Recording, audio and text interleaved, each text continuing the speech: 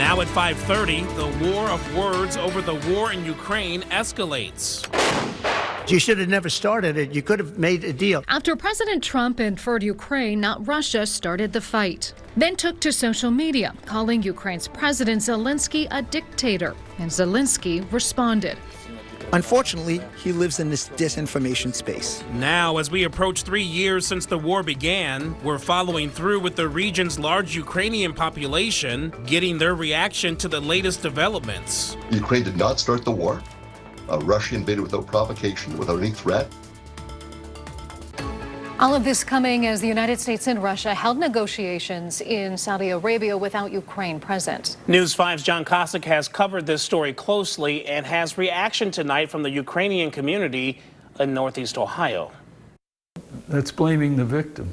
Andy Fedinsky could hardly believe his ears when President Trump was asked Tuesday about the U.S.-led talks with Russia over the war in Ukraine taking place in Saudi Arabia without Ukraine at the table. I think I have the power to end this war, and I think it's going very well.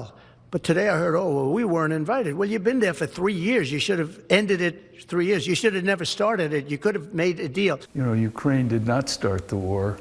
Putin and Russia started the war. Fedinsky is director of the Ukrainian Museum Archives in Tremont, a complex housing that country's recorded history. There's about 10,000 books here, nearly all of them 100 years old or more.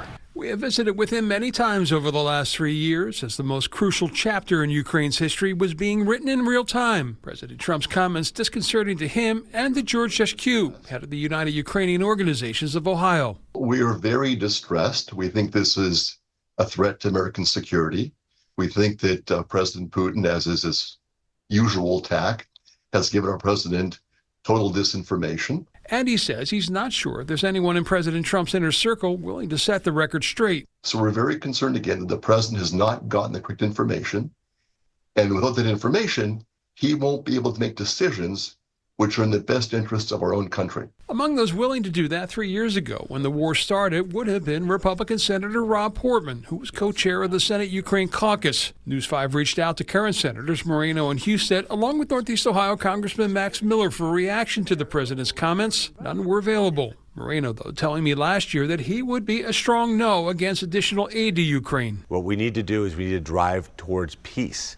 We need to make certain that we put a peaceful settlement of that conflict and end it and move on and not fund another stalemate. Peace would be embraced by Northeast Ohio Ukrainian leaders, provided it's negotiated with Ukraine at the table. And they say they are more than happy to help our leaders in Washington be a voice for that end. We'll work with Senator Moreno, with Senator Husted, and we will do whatever we can to give them the information they would need to use to do what's best for Ohio.